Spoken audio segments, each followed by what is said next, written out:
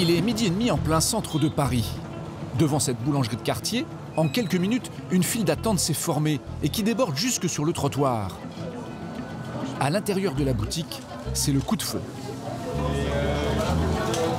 Il y a du monde et il n'y a personne là-bas qui sert. Qu'est-ce que tu cherches? Duo, toujours pas? Jambon brie, alors? Si les clients font la queue à cette heure-là, ce n'est pas pour acheter du pain. Au moment du déjeuner, ils se ruent sur les produits stars de ce petit commerce, les sandwichs. Face à cet engouement, la boulangerie ne lésine pas. Elle en propose une quinzaine de références. Du chèvre crudité, du tomate fromage ou d'autres façon burger avec des pains ronds à l'américaine. Un petit business qui rapporte. Les plus chers varient entre 3,70 € et 4,50 €. Ils atteignent le prix d'une belle pâtisserie.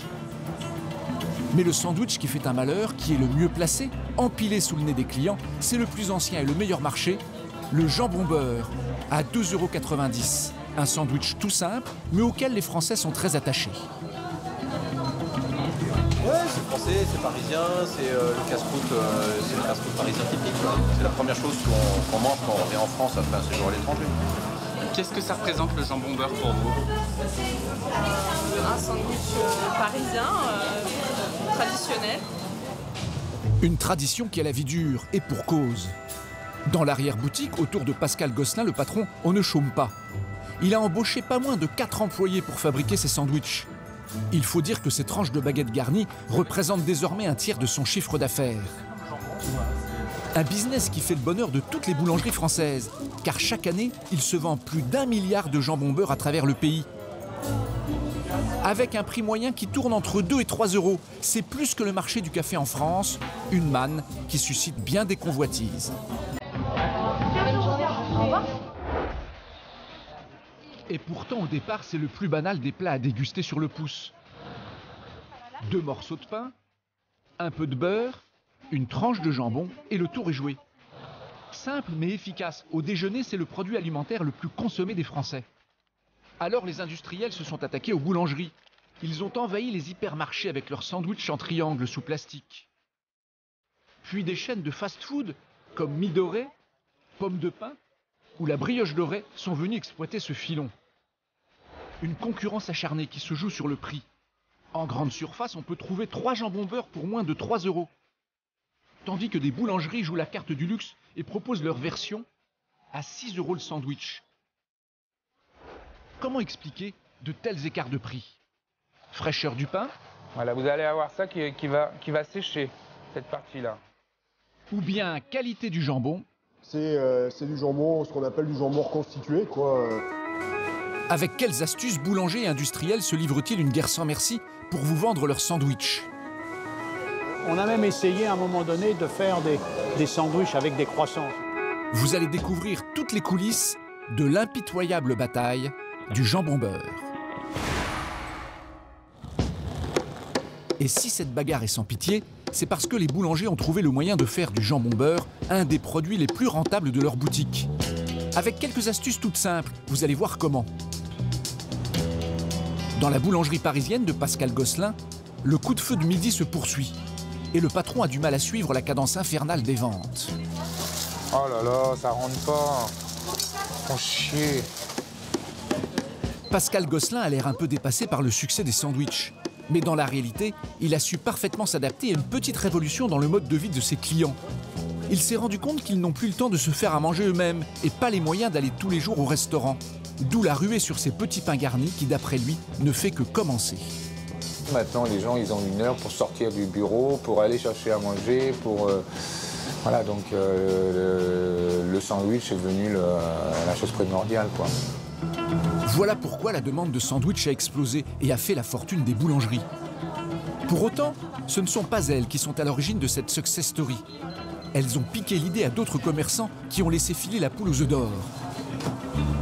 Les bistrotiers. Une guerre éclair qui a éclaté il y a 50 ans. Tout s'est déroulé à la fin des années 60. Pour dépanner leurs clients qui n'avaient pas le temps de déjeuner, les bistrots leur préparaient des casse-croûtes. Une tranche de jambon dans un morceau de pain facile à manger sur le pouce. Et le sandwich s'est révélé tellement pratique que les boulangers comme les Gosselin qui fournissaient le pain au bistrot se sont dit qu'il y avait peut-être une clientèle à récupérer. Il y a eu de plus en plus de demandes. Maintenant, vous avez des rues dans Paris, il y a une sandwicherie toutes les 5 mètres. Tous les 5 mètres, dans toute la rue, c'est des sandwicheries, des saladreries. Voilà, donc c'est qu'il y a une demande et puis que voilà, le bistrot, il ne peut pas tout prendre pour lui, quoi. Et pour en faire un produit qui gagne beaucoup d'argent, les boulangers ont trouvé quelques astuces. Romain, il va falloir envoyer 150 pains sandwich, là, parce qu'on en manque tout de suite. Au départ, il ne s'est pas cassé la tête. Il s'est simplement contenté d'utiliser ses baguettes qu'il coupait à la dimension de ses sandwichs. Mais il est vite tombé sur un os. Ce qui fait avant tout la qualité d'un bon casse-croûte, c'est la fraîcheur du pain. Or, en coupant ses baguettes le matin, le pain rassissait plus vite et les sandwichs étaient moins frais à midi. Si vous coupez la baguette en deux comme ça, vous avez la mie qui va sécher. Et les sandwichs rassis se vendent beaucoup moins bien. Alors voilà la solution trouvée par Pascal Gosselin pour limiter la casse. Il fabrique des petits pains cuits à la bonne dimension qu'il n'a donc plus besoin de couper. Cela ne lui coûte pas un sou de plus que ses baguettes, il utilise la même pâte. C'est la même quantité, sauf qu'elle est peut-être moins longue mais plus large. Voilà. Des pains qui se conservent plus longtemps et qui sont plus faciles à garnir. Quand on garnit avec la mayonnaise et la salade, les tomates, ça évite que ça dégouline de partout. Donc on les fait un petit peu plats, un peu comme les kebabs, je crois, voilà. Ces petits pains spécial sandwich limitent les pertes et mieux, ils sont même beaucoup plus rentables que ces baguettes. Pour le comprendre, il faut remonter au rez-de-chaussée dans l'arrière-cuisine. Après le pain, toute la rentabilité du sandwich se joue dans les ingrédients de la garniture. Sur la quantité pour un jambon mayonnaise ou un jambon beurre, le patron y va un peu à la louche. La garniture, il faut que ça soit garni correctement, quoi. Faut pas se moquer du client, surtout pas. Moi, je leur dis toujours à mon personnel, surtout, vous garnissez comme pour vous, déjà. Ouais, on ne cherche pas à savoir si ça doit faire 10 grammes de gruyère et qu'il n'y en a que 8 grammes, et voilà. On garnit comme pour nous. Et puis, au bout du compte, on tombe toujours sur nos pieds, vous savez. Quand le client il est satisfait, il revient et on ne perd jamais d'argent. Voilà. Et s'il se permet de ne pas être trop regardant sur la quantité, c'est parce qu'il achète ses ingrédients à un très bon prix. Pour son produit star, le jambon beurre, il se procure du jambon en gros et bon marché. 5,50 € le kilo, 3 fois moins cher que celui que vous achetez en hypermarché. L'assemblage est très rapide, pas de cuisine, et au final, son jambon beurre ne lui coûte pas beaucoup et rapporte gros. 2,90 € un sandwich, ça fait il y a à peu près 70 centimes de marchandises. Avec le pain, le beurre, le sandwich, le jambon, le sachet plastique. Sur son jambon beurre, un quart du prix va à la marchandise, un autre pour les impôts, un troisième pour les salaires. Et il lui reste le dernier quart pour son bénéfice net, 70 centimes sur un jambon beurre, soit une rentabilité de 25%. Dans la restauration, c'est la marge que l'on retrouve chez des produits haut de gamme. Une clientèle importante, une bonne rentabilité, voilà pourquoi désormais 80% des boulangeries font un malheur avec le jambon beurre. Bon appétit, merci. Mesdames, bonjour. Mais le gros problème, c'est que la qualité du sandwich peut varier d'un commerçant à l'autre. Et là, c'est toujours un peu la surprise. Le client ne sait jamais s'il va se faire servir un bon casse-croûte frais et bien garni, ou un vieux produit de la veille qui ne renferme qu'un minimum de garniture. Pour répondre à cette inquiétude, de nouveaux concurrents ont pointé leur nez, persuadés de pouvoir gagner avec les casse-croûtes encore plus d'argent que les boulangers. Ce sont de puissantes chaînes de sandwicheries, comme Pomme de Pain, Mie Dorée, ou encore la Brioche Dorée. Ils proposent des sandwichs standardisés, c'est-à-dire exactement les mêmes où que vous soyez en France. Alors que valent leurs produits et comment ces enseignes parviennent-elles à attirer les clients malgré leur image de chaînes industrielles? Vous allez le voir, elles ont mis au point de surprenantes méthodes de travail pour attaquer les boulangeries sur l'élément clé du sandwich, sa fraîcheur. Pour découvrir la face cachée de ces chaînes, il faut aller à la rencontre de Marlène. Il est 7 h du matin dans le quartier des Grands Boulevards à Paris et elle retrouve ses collègues de travail. Salut les filles, ça va? Allez, c'est parti. Après 3 années passées à vendre des téléphones portables, Marlène a complètement changé de job. Elle est désormais responsable d'une boutique de fast-food à la française, la Croissanterie. Un des grands du secteur qui, partit de rien en 1980, possède aujourd'hui ce genre de sandwicherie façon cafétéria. Une enseigne qui possède 220 boutiques comme celle-ci à travers toute la France. Le pilier de son développement, essentiellement les sandwichs. Et voici son astuce. Elle cherche à transformer l'image du simple casse-croûte ordinaire pour lui donner les apparences d'un produit haut de gamme. Présentation soignée façon traiteur, sandwich élaborés comme des plats gastronomiques par des chefs cuistots dont le nom et la photo figurent sur les étiquettes. Le tout pour faire passer des tarifs un peu plus élevés que chez notre boulanger Gosselin. Le Comté Royal, par exemple, est à 5,10 €. Mais on retrouve toujours le très populaire jambon beurre en premier prix, à 3,55 €. Voilà côté boutique. Mais côté coulisses, place à une organisation quasi militaire. Tous les matins, Marlène doit s'atteler à une tâche primordiale. Consulter ses objectifs de vente de la journée, qui doivent obligatoirement être supérieurs à celles de l'année dernière. Tous les jours, on a une petite feuille comme ça de débrief qui nous permet de voir ce qu'on a fait l'année dernière et ce qu'on aura à faire aujourd'hui, par jour. Et là, aujourd'hui, c'est quoi par exemple? Aujourd'hui, c'est 2373, en sachant qu'il y a, on a de la chance que l'an dernier, ils n'avaient pas fait beaucoup, ça devait être un jour férié. Donc, on va pouvoir essayer de faire beaucoup plus de chiffres aujourd'hui, ce qui va nous permettre d'avoir l'objectif facilement réalisable sur la semaine. 2373 €? Oui, sur la journée. Pour réaliser ce chiffre d'affaires, Marlène devra entre autres écouler plus de 200 sandwichs dans la journée. Le compte à rebours est lancé, il est 8 h, elle ouvre sa boutique. Lise, tu peux regarder le four s'il te plaît? Pour atteindre ses objectifs, l'enseigne doit vendre ses sandwichs pas uniquement à midi, mais toute la journée. Et pour attirer les clients à toute heure, elle a tout misé sur un principe. Réussir à fabriquer et à vendre des casse-croûtes frais à tout moment. En ligne de mire, les boulangeries traditionnelles, à qui ces boutiques essaient de piquer leur clientèle habituelle. Je pense que c'est meilleur que chez le boulanger parce que c'est vrai, il y a vraiment un très gros débit et c'est vraiment d'une très très bonne fraîcheur. Je trouve que le pain est relativement bon et voilà, c'est de qualité. Et je trouve que le rapport qualité-prix, c'est relativement correct. C'est bien préparé et ça donne envie de manger parce que c'est bien présenté aussi. Ce genre de boutique a fait du sandwich un business qui pèse très lourd. La Croissanterie réalise plus de 30 millions de chiffres d'affaires par an. Et pourtant, au départ, elle ne se destinait pas du tout aux casse-croûtes. À l'origine de tout, un visionnaire, Jean-Luc Brett, 65 ans, le fondateur de la chaîne. Il a commencé sa carrière dans le pain industriel. En visitant des dizaines de boulangeries pour son métier, il se rend compte qu'il y a des produits qui rapportent plus que le pain. Ce sont les viennoiseries. Mais il y a un problème. Elles ne s'écoulent que le matin et un peu au goûter.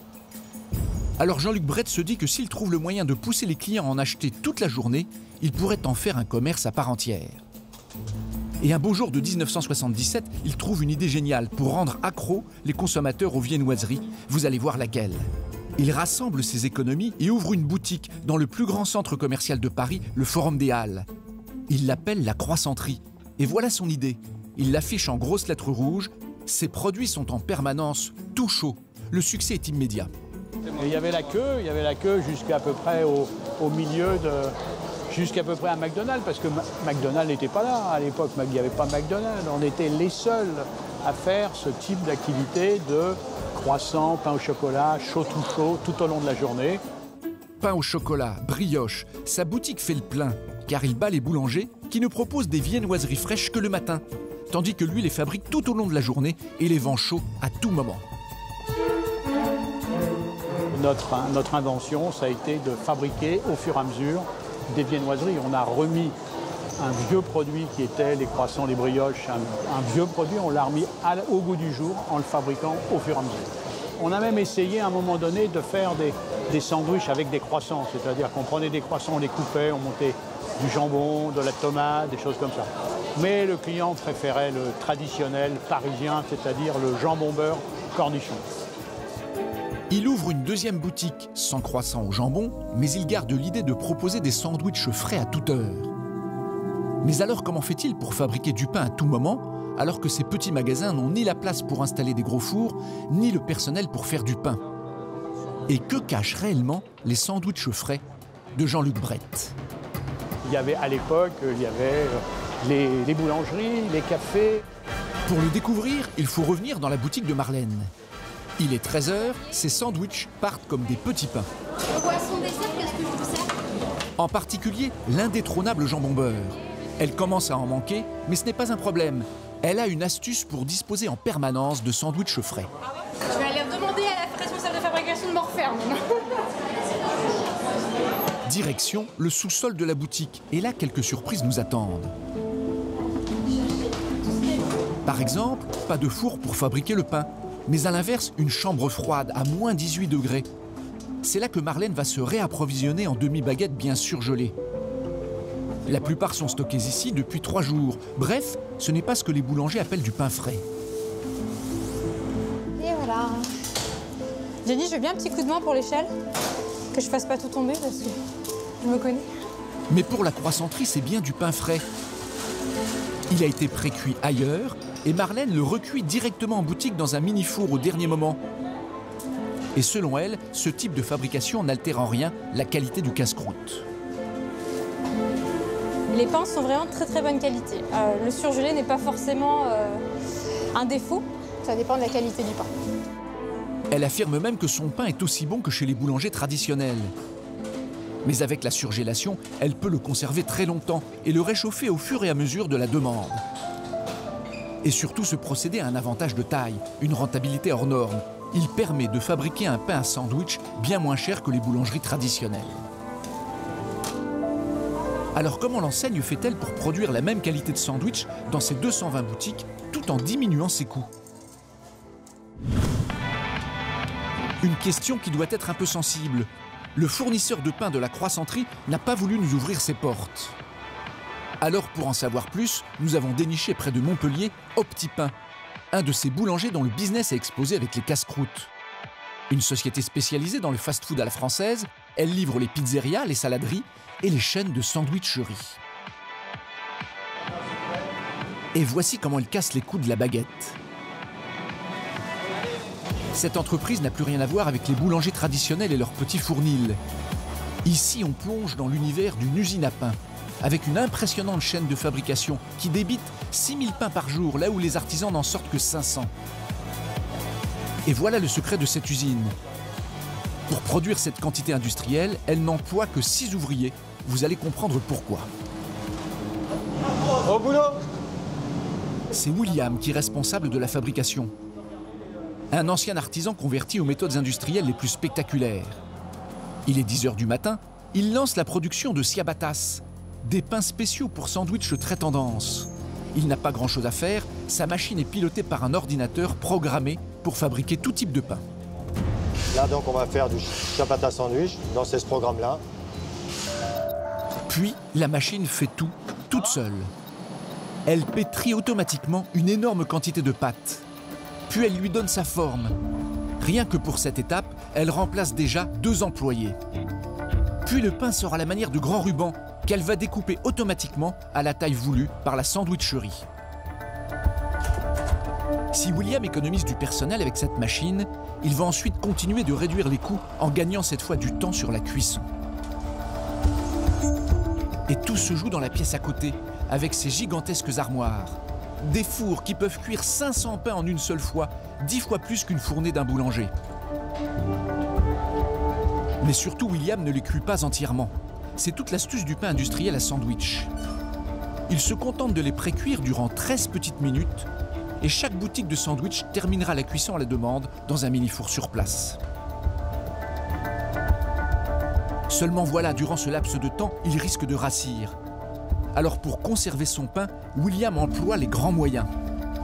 À peine sorti du four et alors qu'il n'est qu'à moitié cuit, il l'enfourne dans un gigantesque tunnel de surgélation. Le pain subit un choc thermique plutôt brutal puisque sa température chute de 80 degrés en quelques secondes.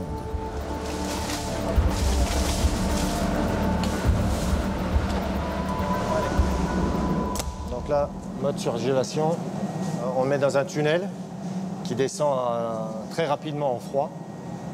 Donc là, il va descendre jusqu'à moins 35, moins 36 pour surgeler rapidement le produit pour qu'on puisse le conditionner ensuite. Il faut vraiment très vite qu'il soit bloqué par le froid en surgélation, donc, pour ne pas dénaturer le produit. C'est cette production de masse qui fait chuter les prix. Avec les mêmes farines que les boulangers traditionnels, William fabrique un pain qu'il revend 3 fois moins cher aux sandwicheries. Et la croissanterie ne va pas s'arrêter en si bon chemin pour diminuer les coûts de ses jambons beurre. Elle gagne sur le pain, mais aussi sur le temps de fabrication des casse-croûtes. Il est 11 h, Marlène doit lancer la production de plus de 200 sandwichs pour le rush de midi. Il reste juste ça à sortir. Tout le reste, je les prends, on va commencer... Ah non, je te laisse l'échelle. Une nouvelle course contre la montre commence. Au sous-sol, dans la cuisine de la boutique. Car une fois le pain cuit, il faut immédiatement le transformer en sandwich pour qu'il soit le plus frais possible. Forcément, si on prend le parti de cuire les pains le plus tard possible pour nos clients, ça veut dire qu'il faut les faire sur un laps de temps qui est beaucoup plus réduit. Donc il faut y aller. Mais voilà, pour son produit star, le jambon beurre, il y a une étape de la fabrication qui peut lui faire perdre du temps. C'est le beurre qu'il faut tartiner sur une des faces du sandwich. Un coup de main à prendre, car cette opération a priori anodine est capitale. Alors on étale bien tout le beurre, c'est super important, de façon à ce que le client, quand il mange son sandwich, il ait bien tous les ingrédients de la recette présents de bout en bout du sandwich. Le but, c'est pas qu'il ait du jambon là, mais sans beurre, etc. Au niveau du goût, sinon c'est pas du tout pareil pour lui. Un geste qu'il faut répéter des dizaines de fois. Alors pour ne pas perdre trop de temps, la chaîne utilise un beurre qui permet d'accélérer la cadence et qui a un petit secret. Un beurre professionnel étiqueté spécial sandwich. Alors en quoi ce beurre est-il vraiment si spécial? Nous nous en sommes procuré une plaquette chez un grossiste que nous avons mise au réfrigérateur. Sur l'étiquette, une promesse s'affiche en toutes lettres. Un beurre tartinable en un seul geste dès la sortie du froid et qui couvre en 2 fois moins de temps un sandwich qu'un beurre classique. Et vous allez comprendre la technique. À gauche, le beurre professionnel s'étale facilement. À droite, le beurre classique sorti du réfrigérateur est dur comme du bois et difficilement tartinable. Pour trouver l'explication, il faut décrypter les étiquettes. Le problème vient de la matière grasse, c'est elle qui durcit le produit. Dans ce beurre grand public, il y en a 82%. Dans le beurre professionnel, il n'y en a que 40%. Il se fige moins au réfrigérateur. Alors pour aller encore plus vite, certains fabricants de sandwich aimeraient trouver du beurre encore plus léger. Mais en dessous de 40% de matière grasse, c'est la loi, le produit perd l'appellation de beurre et le sandwich ne pourrait plus s'appeler jambon beurre. Mais déjà avec son beurre léger, la croissanterie gagne du temps. Quelques secondes par sandwich qui se transforment en dizaines d'heures économisées chaque année, car l'enseigne vend à travers la France 6000 jambons beurre par jour. Allez. On passe à deuxième là. Avec ces petites astuces, le coût de fabrication du jambon beurre est moins élevé à la croissanterie que chez un boulanger traditionnel. De combien? L'enseigne n'a pas souhaité le dire. Et la chaîne concurrence aussi les artisans sur un autre terrain, la façon de vendre les sandwichs. Vous ne vous en rendez peut-être pas compte, mais les sandwicheries travaillent soigneusement leur présentation. Même pour un simple jambon beurre, il faut donner envie de l'acheter. Là, pour le parisien, donc on étale bien le beurre de chaque bout sur la base. Ensuite, on prend une demi-tranche, 2 demi-tranches comme ça, et on met la pliure vers l'extérieur, comme ça. Pourquoi la pliure vers l'extérieur? Pour que ça fasse plus joli. Si vous mettez dans ce sens-là, c'est pas le même sens, ça fait pas du tout homogène. Plus vous avez votre jambon qui est de là, qui va avoir tendance à sécher, parce que les vitrines sont très froides. Donc ça va le dessécher, c'est pas super. Donc on le met bien dans le bon sens avec la pliure, de façon à ce que le sandwich soit bien carré et joli à regarder, qui donne faim au client quand il le voit. Voilà. Une présentation alléchante façon traiteur pour des sandwichs à base de pain surgelé et recuit. Voilà les astuces qui ont permis aux sandwicheries comme la croissanterie de se tailler une bonne part du marché aux dépens des boulangeries traditionnelles. Alors 9,10 € et merci sur place. La concurrence est donc de plus en plus féroce pour se piquer les amateurs de sandwich à midi. Alors la bataille va prendre de l'ampleur et se jouer sur un autre terrain, sur l'ingrédient qui coûte le plus cher dans le jambon beurre, la tranche de jambon elle-même. Tout de suite sur D8, vous allez découvrir avec quelle méthode spectaculaire est fabriqué le jambon de votre sandwich. Des méthodes qui influent grandement sur sa qualité. Il sera moins bon parce qu'on a mis un pourcentage d'eau qui est quand même parfois énorme. Donc, énorme, coupé. Ensuite, vous allez voir comment de nouveaux fast-food très tendance, les salades bars, se livrent une guerre sans merci autour de la qualité des produits. Toutes ces enseignes promettent des salades ultra fraîches. Mais que recouvre exactement cette appellation? Ce n'est pas très clair. Ça veut dire quoi, frais? C'est une bonne question. Frais, c'est pas de la conserve, c'est pas du surgelé. La face cachée des salades composées réserve bien des surprises. La concurrence est donc de plus en plus féroce pour se piquer les amateurs de sandwich à midi. Alors la bataille va prendre de l'ampleur et se jouer sur un autre terrain, sur l'ingrédient qui coûte le plus cher dans le jambon beurre, la tranche de jambon elle-même. Vous ne le savez peut-être pas, mais dans votre sandwich, tous les jambons ne se valent pas. Il y en a de plusieurs qualités et les revendeurs ne sont pas obligés de l'indiquer. Mais problème, les différences de prix et de goût sont loin d'être négligeables.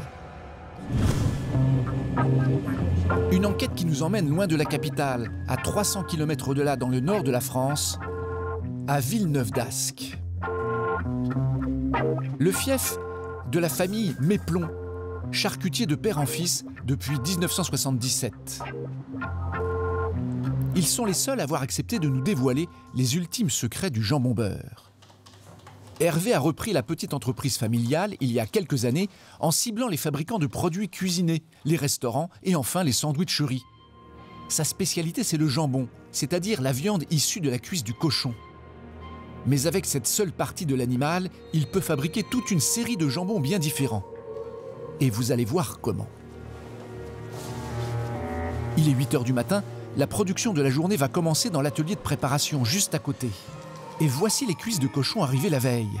La première étape consiste à les ouvrir et à séparer les viandes qu'elles contiennent, car on y trouve des morceaux nobles, qu'on appelle les noix, et des parties de moins bonne qualité, des déchets. Regarde, on travaille sur du jambon entier, donc on va garder les noix principales du jambon. Et on va enlever un petit peu tout ce qui est le gras mou, les nerfs, les petits croquants de la tête de fémur, etc., les tendons. Et cela donne d'un côté un bon jambon qui ne contient que les meilleures pièces, et de l'autre, les parties les moins nobles qui sont jetées dans cette grande poubelle. Les bons jambons vont ensuite connaître une étape clé. Hervé peut en faire deux types de qualité, du haut de gamme ou de la qualité intermédiaire. La différence, ils n'auront pas le même goût. Tout dépend du traitement que va lui infliger cette drôle de machine. Là, qu'est-ce que tu sales, là? Elle est pilotée par André, 15 ans de métier dans la charcuterie. Bah ça, les façons, alors ça, faut peut-être pas en parler. Il dispose les gros morceaux de viande sur une sorte de tapis roulant. Et ils disparaissent dans cette machine qui, a priori, n'a rien d'extraordinaire. Elle n'est pas très grande, ce n'est pas un four ni une trancheuse. Et la viande ressort de l'autre côté quasiment à l'identique. Même couleur, même transparence. Juste un tout petit peu plus humide. Et pourtant, c'est durant ces quelques secondes que tout se joue pour votre sandwich au jambon. Non, c'est juste pour ouvrir ici, c'est tout. Car voilà à quoi sert cette énigmatique machine. C'est en fait une seringue géante qui comporte une centaine d'aiguilles. Et elles injectent dans la viande un liquide spécial qu'on appelle de la saumure. Voilà, donc ici on a les aiguilles avec des trous au bout. Et par ces trous, en fait, on envoie la saumure et la pression est réglée en fonction de la quantité de saumure qui est injectée dans les produits. Et la saumure, la voilà. C'est en fait de l'eau avec du sel pour relever le goût de la viande. Et si ce liquide est un peu marron, c'est parce que les charcutiers en profitent pour y injecter tout plein d'autres composants. Des conservateurs, des épaississants et une sorte de marinade avec des épices, par exemple. Une recette propre à chaque fabricant pour donner au jambon un goût maison. Et ce sont les composants de cette saumure qui vont déterminer le goût du jambon. Elle est stockée dans une pièce à part et il y en a de deux qualités. Sur une saumure supérieure, on met essentiellement des conservateurs, donc du sel nitrité, et puis après un mélange d'épices. Et juste à côté, la saumure standard. Elle contient en plus des additifs pour retenir l'eau, pour gonfler le jambon. Il pèse plus lourd, mais il est moins bon. C'est pour augmenter, on va dire, le rendement, c'est-à-dire fixer l'humidité, histoire de faire avoir un prix de revient qui soit plus intéressant. Il sera moins bon parce qu'on va dire qu'au niveau du produit en bouche, on aura quelque chose qui va être beaucoup plus mou, qui va être qui aura beaucoup moins de texture. Parce que justement, on a cassé tous les fibres de viande et on a mis un pourcentage d'eau qui est quand même, parfois énorme. Donc, énorme, coupé, qui est parfois important. Si les fabricants mettent autant de saumure, c'est parce qu'elles jouent aussi un rôle important dans la fabrication. Cela se passe dans la pièce d'à côté. Et regardez bien, voici tous les jambons passés par la machine à aiguille. Un par un, le charcutier va alors les refermer et les enrober avec des morceaux de gras avant d'être cuits au four. Et c'est la saumure qui va jouer le rôle de colle pour éviter qu'ils se délitent quand on va les couper en tranches pour les sandwichs. Après passage au four, voici des jambons de qualité supérieure présentés de manière appétissante, en forme de cuisses de cochon. Ça, c'est pour le haut de gamme. Mais il existe du jambon premier prix, nettement moins alléchant que celui-ci. Souvenez-vous, lors de la préparation des cuisses du cochon, les ouvriers jetaient les bas morceaux. Hervé ne les exploite pas, mais certains industriels les réutilisent dans leur production. Et voici comment, grâce à une drôle de machine dont nous avons retrouvé quelques images chez un fabricant. C'est une sorte de gratteuse trieuse qui sépare les restes de jambon comestibles qui tombent dans ce bac, tandis que les déchets, les tendons ou les nerfs sont éjectés dans le bac orange à gauche. Seul problème, le jambon en ressort complètement haché menu. Pour en faire un produit bien solide, le fabricant devra rajouter énormément de saumure en guise de colle. Et voilà le résultat. Des blocs de jambon industriels archi-compacts aux formes carrées pour être plus faciles à trancher, mais qui peuvent contenir jusqu'à 50% de saumure. Et d'après Hervé, les qualités des jambons sont facilement repérables. Ici, on est sur un jambon donc supérieur, un jambon entier avec tous ses noix. Donc on retrouve bien en fait les noix du jambon d'origine. Et ici, on est sur un assemblage en fait de morceaux. C'est du jambon, ce qu'on appelle du jambon reconstitué, quoi. Donc on met dans la baratte qu'on a vue tout à l'heure, en fait, on va mettre du maigre avec de la saumure, on va faire baratter. Après, on remplit des poches. Et donc, ça, c'est exactement c'est du style de produit reconstitué standard. Un jambon standard qui coûte jusqu'à 30% moins cher à produire que son grand frère, le jambon supérieur. Des différences de qualité que les revendeurs ne font pas figurer sur les étiquettes. Mais désormais, avec un œil exercé, vous pourrez vous aussi déterminer quel type de jambon contient votre sandwich de la mi-journée. Des sandwichs qui ne connaissent donc pas la crise. Il faut dire que pour les Français, déjeuner rapidement est devenu une préoccupation majeure. Le temps moyen de pause déjeuner a été divisé par 3 en 20 ans et les Français sont de plus en plus nombreux à manger sur le pouce. Les géants de l'agroalimentaire l'ont bien compris et mettent tout en œuvre pour vous faire tomber entre leurs griffes. Il est 6 h du matin, Paris s'éveille doucement. Et Kevin s'apprête à ouvrir boutique. Depuis 8 mois, il est le numéro 2 de cette franchise spécialisée dans la vente à emporter. Et il a 2 heures pour tout mettre en place avant l'ouverture aux clients.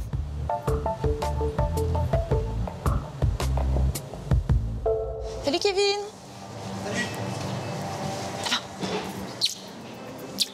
Ça va? Ouais, ça va.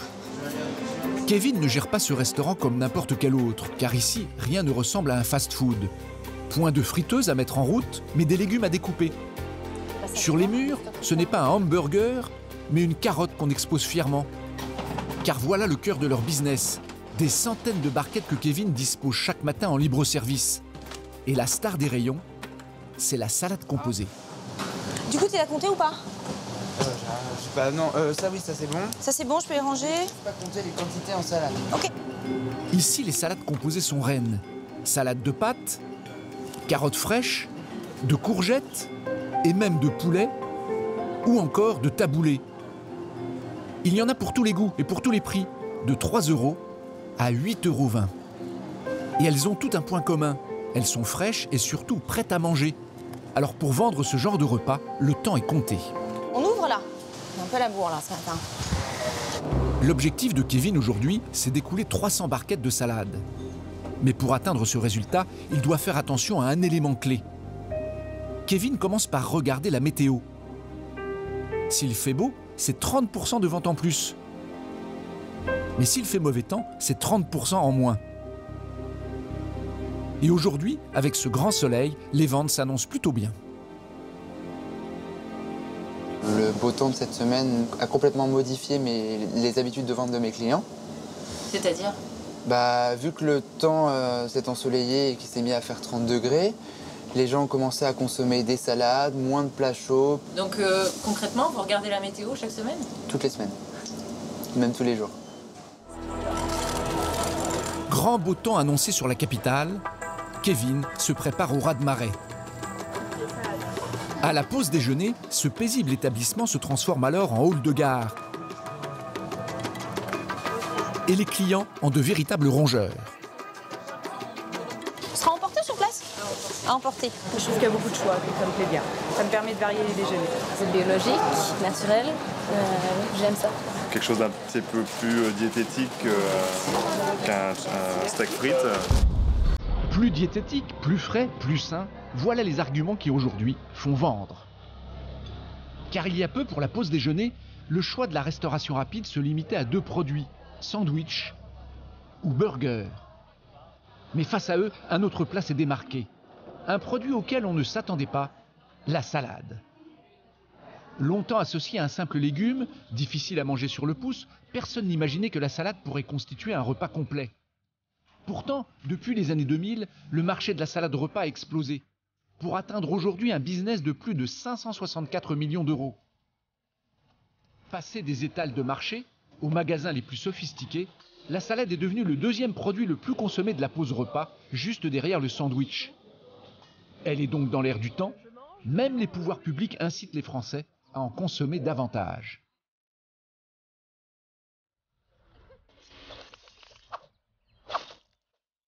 Waouh! Les fruits et légumes frais. Tu crées, tu croques, tu craques. Et vous allez découvrir que la salade repas est devenue le marché le plus rentable de la pause déjeuner. À tel point que certains industriels ont envahi le secteur et sont loin de le regretter. On fait 20 millions d'euros de chiffre d'affaires ici à Star Meal, c'est 40% de croissance. Industriels, bars à salade ou grandes enseignes, tous se livrent une concurrence sans merci pour rafler leur part du gâteau. Et la bataille se joue sur un critère, la fraîcheur du produit. Ça veut dire quoi, frais? C'est une bonne question. Alors pourquoi la salade composée est-elle devenue la nouvelle star du déjeuner sur le pouce? Quelles astuces industriels et commerçants déploient-ils pour en faire un vrai business? Vous allez découvrir ce qui se cache derrière nos salades prêtes à manger.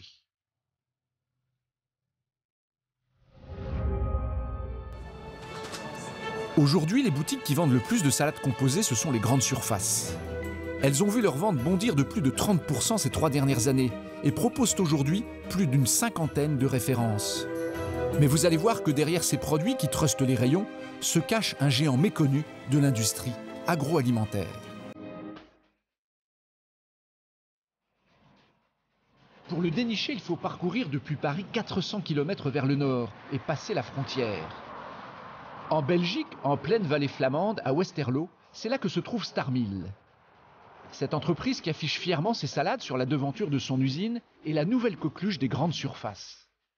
Parmi ses clients, Monoprix, Carrefour, mais aussi en Belgique, Delhaize, l'équivalent du Leclerc français, ou encore les stations essence Esso, Total et même Ikea. Cette année, cette société a inondé l'Europe de plus de 10 millions de salades composées. Des salades de pâtes, de légumes ou encore à base de saumon. Un succès qui repose sur les épaules d'un personnage hors norme. Il s'appelle Lionel Van Lommel, un jeune flamand de 35 ans. Sa société affiche une croissance insolente de 40% et génère un chiffre d'affaires de 20 millions d'euros. Il y a encore 10 ans, rien de tout cela n'existait. Mais il faut dire que Lieven est tombé dans la salade quand il était tout petit. Tout a commencé avec son grand-père dans les années 30. Mon grand-père était paysan et comme mon père et ma mère sont mariés, ma mère a dit être la femme d'un paysan, c'est pas si sexy. Qu'est-ce que je sais faire avec les légumes? Son grand-père passe alors le flambeau à sa mère et elle décide de créer une boutique de salade composée. Et à 25 ans, Lieven a lui aussi sa propre idée. Acheter ce bus qu'il transforme en food truck. Il part alors sur les routes vendre les salades maternelles dans un festival de rock en Belgique. C'était en 2004. Son idée cartonne tout de suite. Dans tous les journaux, il disait ok, garçon de 25 ans veut faire quelque chose, nourriture saine, et il a lancé ça sur un festival, cette petite con. Et comme ça, c'était, et les clients m'ont téléphoné, Carrefour m'a téléphoné, Deleuze m'a téléphoné, hey Lieven, quand tu veux faire ça et tout ça, on veut avoir ce concept, est-ce que tu sais faire des salades pour nous, et des pâtes comme ça. Alors en juillet, on a fait le test avec le festival. Et en septembre, on a lancé chez Carrefour, chez Deleuze, chez la grande distribution. Mais pour arriver à satisfaire toutes ces entreprises, Lieven a eu un énorme problème à régler. Le temps. Car la salade est un produit frais, fragile et surtout périssable. Une laitue normale, lorsqu'elle est coupée en morceaux, a une durée de vie maximale de 3 jours. Et 3 jours, c'est trop peu pour que Lieven puisse livrer ses clients. Entre la fabrication et l'acheminement dans tous les supermarchés français, sa salade arriverait déjà noircie. Alors voilà comment il est parvenu à augmenter considérablement la durée de vie de sa salade repas. Tout commence par l'ingrédient de base, la salade verte. Et celle-ci est loin d'être choisie au hasard. Gregory Van Nunacker, le bras droit de Lieven, en connaît tous les secrets. S'il achète en priorité cette laitue, c'est d'abord parce qu'il s'agit de l'une des moins chères du marché. 50 centimes le kilo contre 75 centimes d'ordinaire. Mais surtout, il a choisi cette salade car elle affiche un label particulier, le label Flandria. Une distinction accordée aux salades réputées être beaucoup plus résistantes que les autres. Une caractéristique très intéressante, car une fois coupée, cette salade offre une durée de vie de 4 jours minimum, c'est-à-dire 1 jour de plus qu'une salade classique.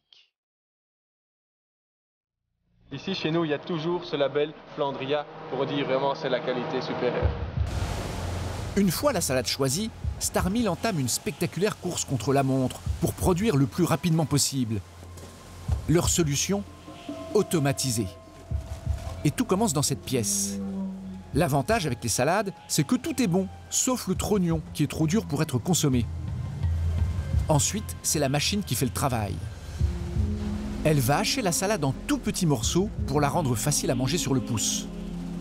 Seulement voilà, une fois hachée, elle se conserve moins bien et noircit très vite. Alors ici, l'usine a eu l'idée de la faire passer dans un bain d'eau froide et surtout plein de sel. Rien de mieux pour nettoyer la salade, mais surtout pour la faire durer, car le sel a l'avantage d'être un puissant conservateur. Et Gregory a une astuce supplémentaire pour essayer d'augmenter encore la durée de vie de sa laitue. Il l'a fait passer dans un deuxième bain. Dans cette eau qui contient de l'acide citrique. Cet additif permet de cicatriser la salade coupée et d'éviter ainsi que les feuilles ne noircissent. Une base d'acide citrique et d'un acide de pomme, donc un produit naturel dans ce bain-ci, pour en fait faire en sorte que la salade où elle a juste été coupée, elle se referme pour avoir une qualité vraiment constante pendant 6 jours après production. Tout ce procédé n'a qu'un seul but, augmenter la DLC, la date limite de consommation de la salade. Et cela fonctionne. Cette laitue, qui n'était pas destinée à vivre très longtemps, voit ainsi en 30 secondes sa DLC augmenter de 2 jours, passant de 4 à 6 jours de vie. Tout ce process-là nous fait qu'on arrive facilement à 6 jours de DLC. Mais déjà, au lieu de 4 jours. La durée de vie de la salade, c'est ce qu'il y a de plus important. Car en tant que tel, ce produit ne vaut pas grand-chose. Gregory l'achète 50 centimes le kilo, contre 1 € pour le concombre ou les carottes. C'est le légume le moins cher du marché de l'agroalimentaire. Voilà pourquoi, au moment de l'essorer, l'employé n'est pas à quelques grammes près. À ce prix-là, des morceaux de salade s'envolent dans tous les sens. Mais la conservation de la salade est loin d'être le seul problème de Gregory. Il doit être attentif à un ingrédient qui pourrait lui causer beaucoup d'ennuis, la tomate. Elle a tendance à couler et à gâter la salade. Alors il en a déniché une très particulière. On a une tomate très spéciale qui s'appelle la tomate intense, qui est un produit de très très bonne qualité et qui nous permet justement d'avoir une tomate que quand on la coupe, elle perd très peu de liquide. Si une tomate perd tout son liquide, elle va fondre en fait sur la salade, elle va abîmer la salade. Et cette tomate-là, on l'a choisie spécifiquement justement parce qu'elle tient très très bien sur une salade, ce qui est important pour nous. La tomate intense. Elle coûte à la société 2 fois plus cher qu'une tomate ronde classique. Son prix, 2,50 € le kilo. Mais vous ne la trouverez pas sur les étals des marchés, car elle est réservée aux seuls industriels. Pour comprendre pourquoi, nous avons cherché sur Internet la spécificité de cette espèce, et voilà ce que nous avons découvert. La tomate intense a été créée par un laboratoire spécialisé dans la chimie des légumes. Tout est fait en sorte pour que le produit séduise les professionnels. On promet une tomate qui a une couleur plus rouge, donc une plus belle apparence, mais aussi un rendement plus élevé, et surtout une plus longue conservation. Une fois coupée, elle est capable de tenir 4 à 5 jours de plus qu'une tomate normale. Mais c'est maintenant que tout se complique. Pour ne pas abîmer sa salade, Grégory ne peut plus assembler ses produits avec des machines, car les légumes sont des ingrédients bien trop fragiles. Alors il va faire appel à une armée de petites mains, cachées, derrière cette porte. Dans cette grande chambre froide, une dizaine d'employés passent leur temps à assembler les salades. Un processus plutôt rudimentaire qui repose sur une immense baignoire, dans laquelle ils versent manuellement les principaux ingrédients. Ici par exemple, des carottes, du radis, du céleri, de l'œuf et même de la sauce au yaourt. Tous ces produits vont être brassés à la main. Cette préparation va servir de base à la salade composée.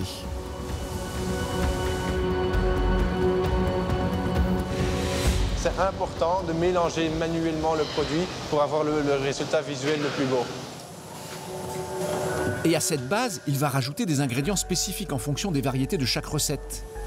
C'est une étape clé minutieusement préparée pour éviter que les coûts de fabrication ne dérapent.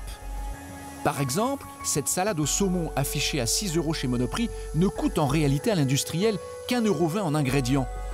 Et pour arriver à cette performance, l'usine a dû recourir à plusieurs astuces. Tout de suite, sur D8, vous allez découvrir les techniques des industriels pour surfer sur la mode minceur qui fait fureur à l'heure du déjeuner sur le pouce. Cette sauce est une sauce qui est un remplaçant de mayonnaise, par exemple, et qui est nettement plus saine que utiliser de la mayonnaise. Puis vous allez tout comprendre sur la folie qui s'est emparée des rayons snacking des hypermarchés, avec l'apparition il y a 10 ans des pasta box. Tout le monde s'y est mis. Des bars à pâtes qui ont essaimé un peu partout, jusqu'aux cafétérias des universités. C'est clairement un de vos produits stars. C'est en tout cas celui qui connaît la croissance la plus forte sur ces 2 dernières années. Nous vous révélerons tous leurs secrets, depuis l'inventeur qui a mis au point les premières boîtes à pâtes. Et c'est en regardant ma maman préparer des couscous que ça m'a donné l'idée de dire et pourquoi ne ferions-nous pas cuire les pâtes à la micro-vapeur, à la vapeur, jusqu'aux spectaculaires machines qui les produisent. Une fois la salade de base assemblée, Grégory va rajouter des ingrédients spécifiques en fonction des variétés de chaque recette. C'est une étape clé minutieusement préparée pour éviter que les coûts de fabrication ne dérapent. Par exemple, cette salade au saumon affichée à 6 € chez Monoprix ne coûte en réalité à l'industriel qu'1,20 € en ingrédients. Et pour arriver à cette performance, l'usine a dû recourir à plusieurs astuces. La première, c'est d'occuper les 2/3 du bol avec l'ingrédient qui coûte le moins cher, la salade verte. Les employés ne comptent pas, ils en prennent une pleine poignée. Coût pour l'industriel, 5 centimes maximum. Mais pour les autres ingrédients, en revanche, les employés font beaucoup plus attention, parce qu'ils coûtent beaucoup plus cher. Alors tout est méticuleusement pesé. À commencer par la préparation à base de légumes, qui occupe 20% du bol, valeur 40 centimes. Mais là où l'industriel réalise le plus d'économies, c'est sur un ingrédient a priori anodin, contenu dans ce petit pot, la sauce. Impossible de la mélanger directement à la salade, elle réduirait considérablement sa durée de vie. Alors non seulement les employés la mettent à part, mais surtout l'usine la fabrique elle-même. Car c'est une sauce un peu spéciale, une sauce au yaourt. C'est selon Grégory un moyen de se démarquer en mettant en avant un argument important, l'argument minceur. Cette sauce, elle existe, c'est une recette qu'on a depuis toujours chez Starmeal, qui justement est une sauce qui est un remplaçant de mayonnaise par exemple, et qui est nettement plus saine que utiliser de la mayonnaise. Mais c'est surtout un moyen de faire une sauce beaucoup moins chère. Dans la recette traditionnelle de la sauce au yaourt, on trouve du yaourt 0%, du citron, de la moutarde, du sel et du poivre, du persil, et c'est tout. Mais ici, voilà ce qui fait toute la différence. On met certes du yaourt, coupé avec de l'huile, mais surtout avec de l'eau. Un ingrédient qui n'existe pas dans la recette originale. Or, il a l'énorme avantage d'être beaucoup moins cher que le yaourt. Résultat, la fabrication de la sauce coûte 60 centimes le litre au lieu d'1,10 € pour une mayonnaise traditionnelle. Et comme l'usine en produit quotidiennement 750 litres, l'entreprise économise ainsi près de 400 € par jour.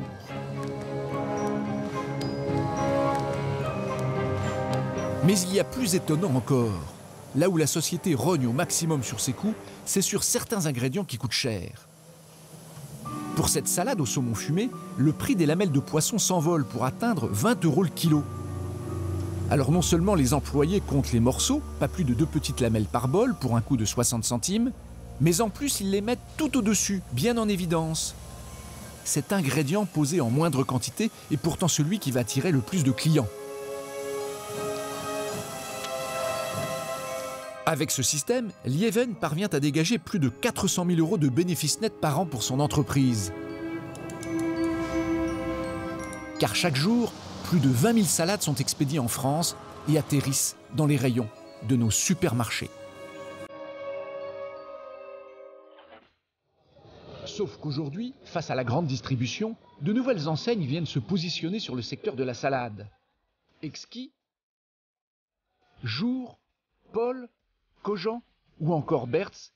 Aujourd'hui, on compte en France plus de 2500 points de vente dédiés à la salade sur le pouce. Et pour rafler des parts de marché aux industriels, certaines enseignes arrivent à proposer des prix encore plus bas, avec des produits encore plus frais. Et surtout, des salades sur mesure qui répondent à la demande du client. C'est la formule des salades bars. Les ingrédients sont tous très frais, c'est vraiment très bon et les quantités aussi sont pas négligeables. Donc non, je trouve que pour le prix, c'est tout à fait raisonnable. On choisit ce qu'on veut, comme ça on est sûr d'aimer ce qu'on va manger. Et comme c'est censé être sain, psychologiquement c'est bien. Alors comment ces salades bars font-ils pour afficher des tarifs si attractifs? Avec quelle méthode parviennent-ils à engranger de juteux bénéfices? Et surtout, en avez-vous pour votre argent?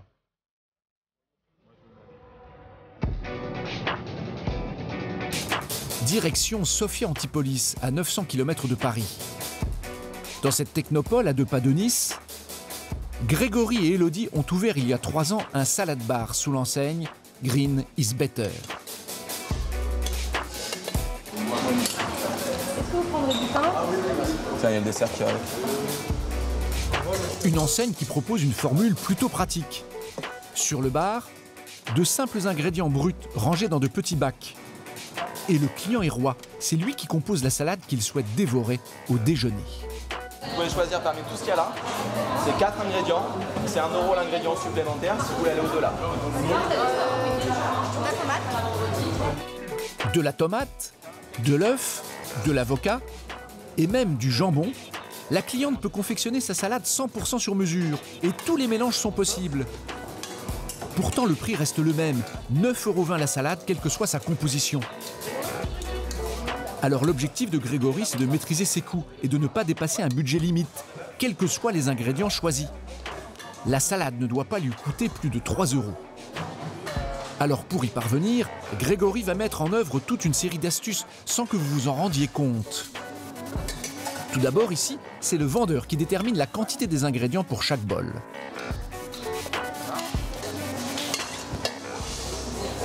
Crevettes, mozza, carottes, avocat. Grâce à cette pince, la quantité des produits est parfaitement maîtrisée. Jamais plus d'une pincée par ingrédient. C'est le principe de base de ce concept. Deuxième astuce, dès que le client a choisi sa composition, Grégory se retourne discrètement. Il va alors peser chaque salade pour être sûr de ne pas dépasser les 600 grammes. Alors, on a un poil plus léger, mais il y a un œuf. Il y a un œuf dur. C'est normal. Mais vous allez constater que pour être rentable, l'enseigne a une autre technique encore plus étonnante. Ouais, Elle fait en sorte que le client ait un choix restreint sur certains produits. Bonjour. À emporter? Oui. Ce qui vous ferait plaisir? Et cela commence dès la mise en place des petits bacs. Car la disposition des ingrédients est loin d'être due au hasard. En cuisine, un plan précis indique aux vendeuses la position exacte de chacun d'entre eux. Tu as le plan, hein, si tu veux. Tu vois, tu as le poulet, il y est déjà. Jambon cru, il est là. Jambon, tu le feras après, il ira là. Et tout le reste, ça va en dessous. Car certains ingrédients sont beaucoup plus coûteux que d'autres, comme la viande que Grégory achète 2 fois plus cher que ses légumes. Alors il ne va pas disposer ses produits n'importe comment. Il fait en sorte que ces bacs de poulet et de jambon cru, par exemple, ne soient jamais côte à côte, de sorte que le client ne soit pas tenté de les prendre en même temps.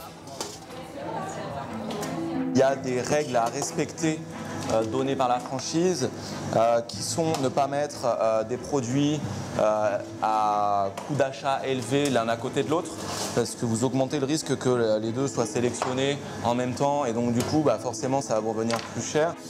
Mais malgré ces petites astuces, Grégory peut parfois tomber sur des clients qui ne lui simplifient pas du tout la vie. Ce sportif choisit dans sa salade composée 4 ingrédients hors de prix. C'est parti. Avec ça?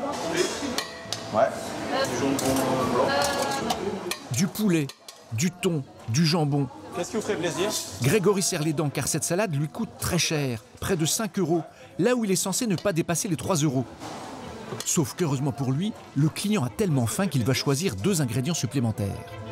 Vous savez que c'est 1 € l'ingrédient supplémentaire, pas de problème. 1 € l'ingrédient supplémentaire. Cela revient à vendre cette tranche de poulet plus de 30 € le kilo, soit le prix du foie gras. Mais grâce à ce supplément, cette salade devient donc finalement pour Grégory extrêmement rentable. Donc 9,20 € la salade, plus 2 ingrédients supplémentaires, donc 11,20 €. Vous êtes perdant là? Non, on n'est pas perdant. Finalement, il s'en sort bien et son client semble être content de son déjeuner. Car à ce prix-là, les consommateurs ont l'impression de manger frais, pour pas cher. Les légumes sont même sélectionnés chaque matin. Mais alors, comment Grégory fait-il pour proposer des produits frais avec des prix si bas? Et cette promesse fraîcheur est-elle vraiment tenue?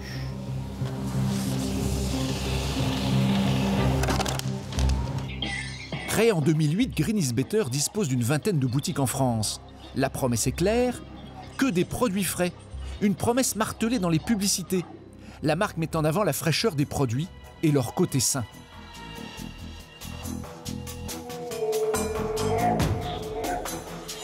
Mais lorsque Grégory ouvre boutique en 2011, il se retrouve très vite face à un énorme problème.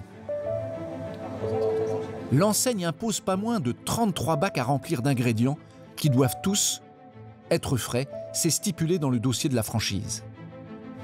Mais si le concombre tout droit sorti de l'étal ne coûte qu'1 € le kilo, en revanche, les billes de mozzarella fraîche coûtent 15 € le kilo. Et les crevettes, jusqu'à 20 €. Impossible pour Grégory de jeter tous les soirs à la poubelle les ingrédients qui lui restent sur les bras. Il y laisserait sa chemise. Le soja, on va peut-être pouvoir en faire un petit réassort. Alors, il a mis au point une petite méthode. Pour la découvrir, il faut être là un matin, avant l'ouverture du magasin. Il est 6h30 et un jour sur 2, Grégory est livré en légumes qui proviennent directement de son producteur. C'est parfait, ils sont beaux ces produits. Et voilà sa méthode. Grégory dispose d'une partie de ses produits déjà prêts dans le réfrigérateur. Tous ces récipients contiennent des ingrédients qui ont déjà été préparés 3 jours plus tôt. Tout ça, c'est ce qui a été mis en Tupperware en date de vendredi. Et donc on va vérifier maintenant ce qui nous reste et voir ce qu'on en fait. Certaines choses vont repasser, comme je vous le disais, tout ce qui est mariné pour aujourd'hui. Donc tout ce qui est tartare de légumes, poivrons marinés, tomates séchées, choses comme ça. Tout ce qui est carottes râpées, on va en vérifier la qualité. et on va voir ce qu'on en fait. Ça sort d'où ça? Celle-là a été râpée vendredi. Donc, comme on le voit, elle est superbe. Elle a été très bien conservée. Donc, à la texture, allez-y, goûtez-la, vous verrez. Elle est très bonne, ma carotte. Elle est très bonne. Et puis bon, on ne va pas jeter des produits qui sont bons. Donc à partir de là, quand on sait que ce sont des produits qui ont encore toute leur qualité gustative, on s'en resserre. Parce qu'on parle de frais. Ça veut dire quoi, frais? C'est une bonne question. Frais, c'est pas de la conserve, c'est pas du surgelé, ce sont des produits frais. Après, ma carotte, elle est fraîche, elle est râpée fraîchement. Car voilà l'astuce. La définition du frais n'est pas encadrée par la loi. Donc ici, quand on dit frais, ça ne signifie pas nécessairement frais du jour. Dans cette boutique, la plupart des ingrédients ont donc séjourné 1, 2, voire 3 jours dans le réfrigérateur. Alors au final, c'est plus d'une dizaine de produits stockés dans ces Tupperware que Grégory va resservir. Au départ, il râpe des carottes ou coupe des concombres pour compléter les bacs. Car voilà la règle, les produits préparés 48 ou 72 heures plus tôt seront proposés en premier. Et c'est seulement quand ils seront écoulés que les clients seront servis avec ce qui a été préparé du jour.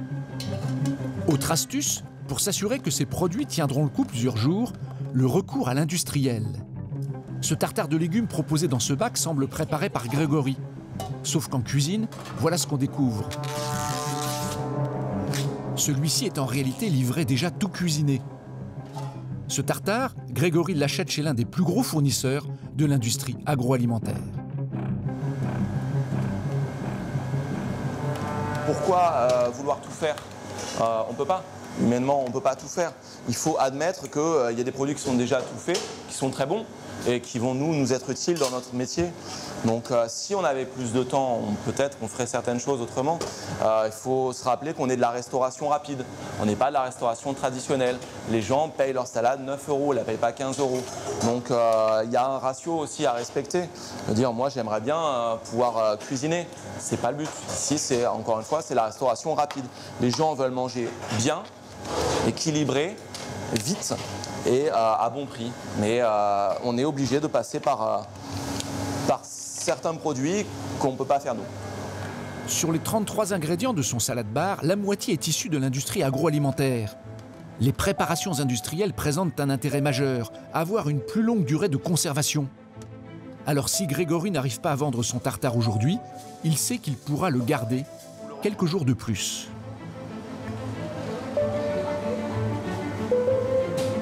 Mais dans ce juteux business de la salade composée, Green is Better doit faire face à de nouveaux concurrents qui arrivent en masse sur le marché avec une promesse alléchante, casser les prix au maximum. À près de 1000 km de là, notre enquête nous a conduit à Reims, dans l'est de la France. C'est ici qu'est apparue en 2001 l'enseigne Gust. Elle est l'une des toutes premières à avoir exploité le concept du bar à salade afin de donner du fil à retordre aux industriels et aux grandes surfaces. Et de toute évidence, la boutique a fait des efforts sur les prix. Pour ses salades, l'enseigne propose 2 tailles de bol à emporter, un grand vendu 5,30 € et un plus petit vendu 3,99 €. Des tarifs imbattables, car pour 5,30 €, ce bol peut contenir 500 g de salade composée, là où en grande surface, pour le même poids, vous payez le double. Et en plus de tarifs attractifs, ici tout est en libre service et surtout à volonté. Pour se servir, rien de plus simple. Cette cliente a le choix, elle peut prendre des salades déjà préparées à l'avance et ajouter toute une série d'ingrédients contenus dans ses bacs. Et c'est elle qui détermine la quantité des produits qu'elle souhaite mettre dans son bol. Alors en apparence, ce salad bar ressemble à un petit paradis pour le consommateur. Ma salade préférée, c'est celle avec le saumon et les pâtes. Salade verte, maïs, vinaigrette et des pâtes pour la fin. C'est pour ça que je suis là. Puis je suis un grand fan de salade composée. Et voici celui qui a eu l'idée de ce concept, Nicolas Kinsey. Un concept qu'il est allé chercher dans le pays qui a inventé le système du salad bar, les États-Unis. C'est lors d'un séjour à New York qu'il découvre une enseigne qui cartonne là-bas, Pizza Hut. Le géant américain des pizzas possède dans chaque restaurant un salad bar. Il trouve l'idée géniale et décide de l'adapter à la France. En 2000, il crée sa propre société et propose des salades fraîches sur mesure. Très vite, le client français est séduit par le concept, si bien qu'aujourd'hui, il est à la tête d'un réseau de 8 restaurants qu'il arpente régulièrement. Mais alors, comment fait-il pour proposer autant de choix avec des tarifs low cost? Quelle est son astuce pour s'y retrouver financièrement? En fait, en dépit des apparences, le client n'est pas complètement libre de ses choix. Tout est calculé pour orienter sa consommation. Première technique, l'enseigne met en avant des salades déjà composées à l'avance. De grands saladiers avec comme ingrédient dominant du riz ou des pâtes. En clair, des ingrédients très peu coûteux. Et c'est ce que Nicolas Kinsey va essayer de vendre en priorité à ses clients. Alors tout se joue ici en arrière-cuisine où la préparation de ces salades est millimétrée. Il y a la moitié d'un poivron rouge, la moitié d'un poivron vert, 5 tomates, 300 g de thon et 150 g d'olive noire. Si la chef de cuisine connaît si bien les quantités, c'est parce qu'elles sont indiquées dans ce guide de fabrication rédigé par l'enseigne. Dans ce document confidentiel que nous nous sommes procurés, nous avons découvert que tout est calculé en fonction du prix des matières premières. Et la chef de cuisine doit le suivre à la lettre, pour confectionner ainsi des salades composées au coût de revient extrêmement bas. Tous nos salades ils sont alentour des 2 € le kilo, si je ne me trompe pas. Donc par rapport à ce prix, on essaye de composer nos salades. 2 € le kilo, une opération rentable pour Nicolas Kinsey. Car en définitive, le bol de 500 grammes à 5,30 € ne contient finalement qu'1 € d'ingrédients. Et le patron a trouvé une autre technique imparable pour économiser de l'argent. En fait, les produits les plus chers ne sont pas à volonté, mais en quantité extrêmement limitée. Par exemple, ces quelques tranches de saumon fumé sont préparées le matin en cuisine pour le premier service. Mais 30 minutes plus tard, lorsque le bac de saumon est vide, le produit n'est plus disponible et le bac n'est pas réapprovisionné. Là, le saumon, produit très cher. Voilà, c'est parti en premier. On en a aujourd'hui, on en aura demain. Il sera certainement remplacé par du poulet grillé, moins cher. Après-demain, par du jambon blanc. Il y aura toujours une seule viande. Oui, tout à fait, à la fois. Tout à fait, à la fois. Ce sont des produits chers. Grâce à ces petites techniques, Gust parvient sur l'ensemble du salad bar à vendre moins cher que les industriels, tout en dégageant 3 fois plus de bénéfices.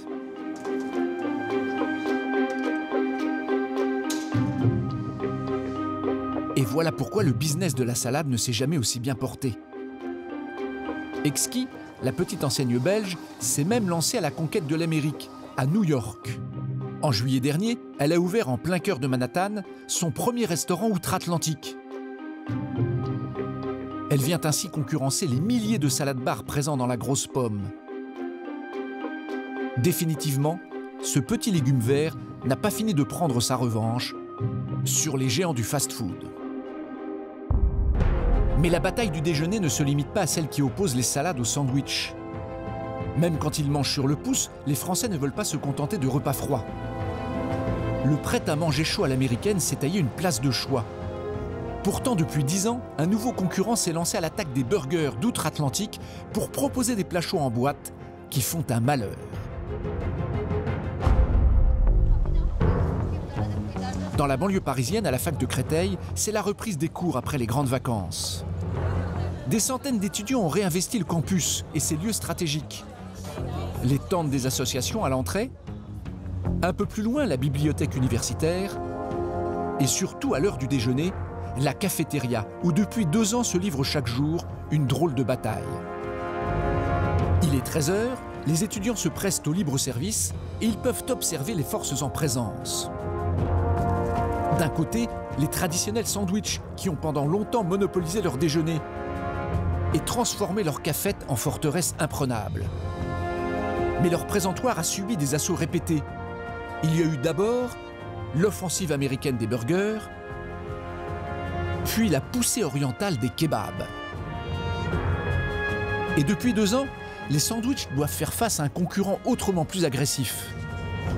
La cafétéria a installé un linéaire supplémentaire entièrement consacré aux pasta box, avec ses troupes de fusilli bolognaise, de poulet légumes ou encore de radiatori. Un présentoir qui n'a rien à envier aux grandes surfaces. Conséquence, les pastas remportent tous les mois victoire sur victoire et gagnent de nouveaux étudiants. Vous en prenez souvent des pasta box? C'est la première fois que je prends des pasta box. Ouais, moi aussi, ici, ouais, c'est la première fois. Ça change des salades à emporter, des sandwichs ou autres. Je préfère les pâtes que du sandwich. J'avais tout simplement envie de manger chaud. Bah, ça nourrit et comme on a cours jusqu'à 18h15, bah, ça tient pour toute la journée. Donc Même le patron de la cafétéria n'en revient pas. Ça vous plaît particulièrement? Ouais, C'est rapide? Ouais, c'est rapide, c'est surtout ça. Julien gère des cafettes depuis plusieurs années. Il n'avait jamais vu un de ses nouveaux produits connaître une telle croissance auprès de la clientèle. C'est clairement un de vos produits stars. C'est en tout cas celui qui connaît la croissance la plus forte sur ces 2 dernières années. Alors qui va gagner la bataille de la rentrée? Vers 14 h, il est temps de faire les comptes. Le présentoir à sandwich a été comme d'habitude dévalisé. Mais du côté des box, les pastas se sont aussi bien arrachés. Pour départager les protagonistes, il n'y a qu'un juge de paix, la caisse. Je vous emprunte juste les chiffres du jour. Alors le chiffre d'affaires de la journée que l'on peut voir ici est de 488 € et sur ces 488 €, on a 63 € de pasta box qui représente une vingtaine d'unités. Une vingtaine de box vendues, c'est encore loin derrière les sandwichs froids qui font 4 fois plus de chiffre d'affaires. Mais les box confirment leur poussée. Elles ont conquis la 2e place avec 63 € de vente. Après avoir battu à plat de couture les salades qui plafonnent à 25 €. Tailler des croupières au sandwich chaud croque-monsieur et panini qui dépassent à peine les 20 €. La box, c'est un des phénomènes qui a le plus bouleversé les linéaires des hyper. Premier rayon concerné, celui du snacking à l'entrée du magasin. À côté des sandwichs ou des salades, la box s'est taillée une belle place. On trouve des boulettes de viande, des cheeseburgers ou encore du couscous. Et voici leur recette magique, des plats cuisinés à manger sur le pouce et surtout facilement réchauffables. L'intérêt, c'est qu'on n'a pas envie de se faire à manger, c'est rapide. J'aime bien manger ce qui s'apparente plus à des plats qu'à des sandwichs. Là, on vient, on prend ça, c'est rapide et puis c'est nickel. Et les plus demandés, ce sont les boîtes à pâtes, aux formes généreuses et aux couleurs flashy. Inexistantes en 2004, il s'en vend désormais plus de 40 millions par an. Il faut dire qu'en plat chaud, les pastas sont compétitives. Premier prix à 2,81 €, soit plus de 9 € le kilo, le prix d'une salade. Et les boîtes peuvent grimper à 3,75 €, soit 13 € le kilo. Alors comment la box s'est-elle imposée au déjeuner pris sur le pouce? C'est un produit qui n'est pas cher, c'est un produit qui est relativement facile à faire et c'est un produit que les Français aiment beaucoup. Et à qui profite ce juteux business? C'est presque une success story à l'américaine. Une petite entreprise lyonnaise vient de remporter un marché colossal. Nous allons vous raconter comment de simples nouilles ont connu une incroyable révolution en se faisant mettre en boîte.